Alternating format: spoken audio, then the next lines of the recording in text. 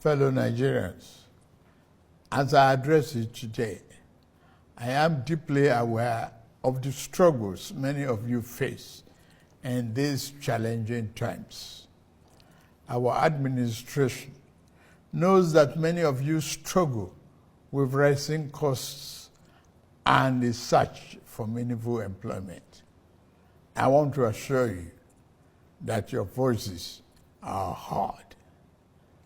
As your president, I assure you that we are committed to finding sustainable solutions to alleviate the suffering of our citizens.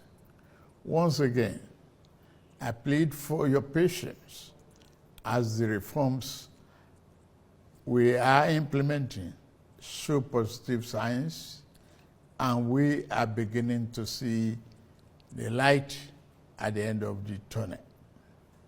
Exactly 64 years ago, our founding fathers chose democracy as a form of government and launched the dream of a great country that would lead the rest of Africa out of poverty, ignorance, and underdevelopment.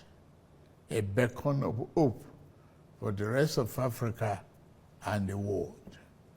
Over 6 decades later, we can look back and Nigerians worldwide can see how well we have succeeded in realizing the lofty dream of our founding fathers.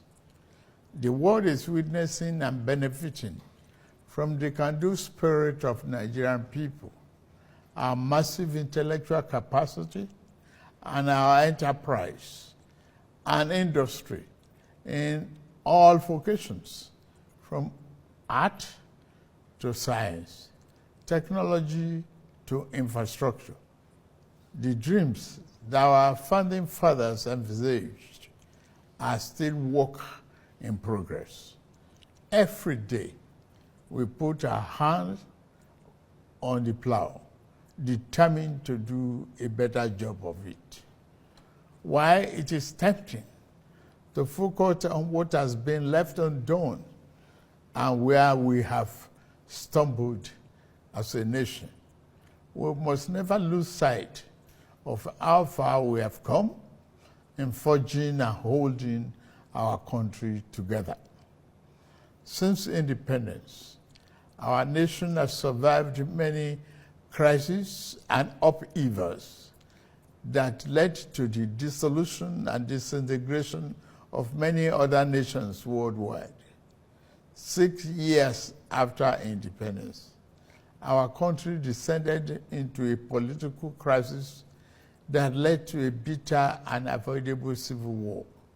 Since returning from the brink of that darkest moment, we have learned to embrace our diversity and manage our differences better as we continue to work towards engendering a more perfect union. Despite the many challenges that buffeted our country, we remain a strong, united, and viable sovereign nation. Dear compatriots, our independence anniversary gave us another chance to reflect on how far we have gone in our journey to nation building and to renew our commitment to building a better nation that will serve present and future generations of Nigerians.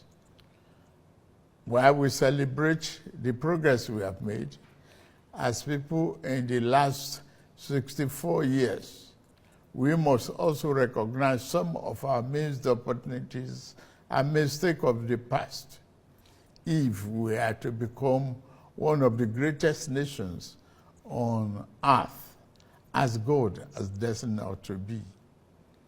Our mistake must not be follow into the future. My administration took over leadership of our country 16 months ago at a critical juncture. The economy faced many headwinds, and our physical security highly impaired.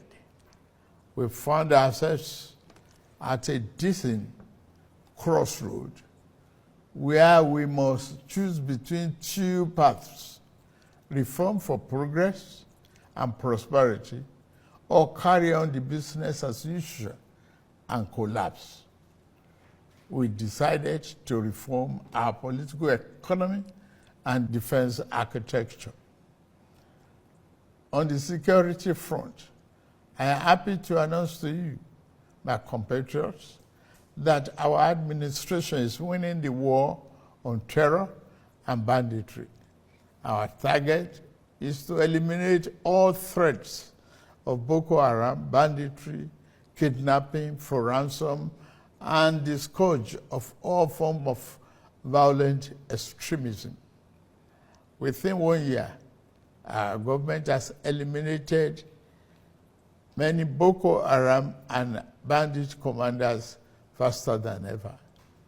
As of the last count, over 300 Boko Haram and bandit commanders have been eliminated by our gallant troops in the northeast, northwest, and some other part of the country. We have restored peace to hundreds of communities in the north, and thousands of our people have been able to return home.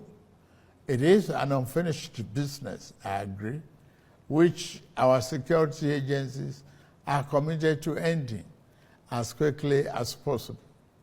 As soon as we can restore peace to many communities in the troubled part of the north, our farmers can return to their farms. We expect to see a leap in food production and a downward spiral in food costs. I promise you, we shall not falter on this. Our government has been responding to the recent natural disasters, particularly the flooding in the part of the country. After Vice President Kashim Shettima visited Maiduguri, I also visited to assure our people that this federal government will always stand with our people in their times of trouble.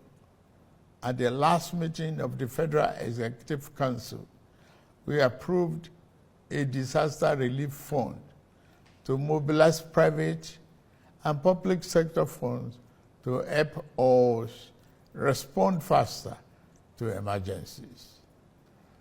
Our government has also ordered integrity tests of our dams in the country to avert future disasters.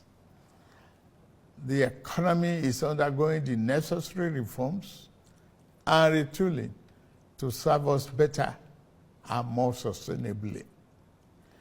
If we do not correct the physical misalignment that led to the current economic downturn, our country will face an uncertain future and the peril of unimaginable consequences.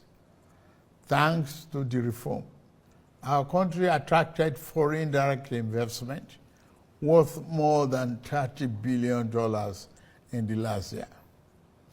Fellow compatriots, our administration is committed to free enterprises, free entry, and free exit in investment while maintaining the sanctity and efficacy of our regulatory processes. This principle guides the divestment transaction in our upstream sector, where we are committed to changing the fortune positively. As such, ExxonMobil surplus divestment will receive ministerial approval in a matter of days, having been concluded by the regulator, NUPRC, in line with the Petroleum Industry Act, PIA. This was done in the same manner as other qualified divestment approved in the sector. The move will create vibrancy and increase oil and gas production positively, impacting our economy. The more disciplined approach adopted by the Central Bank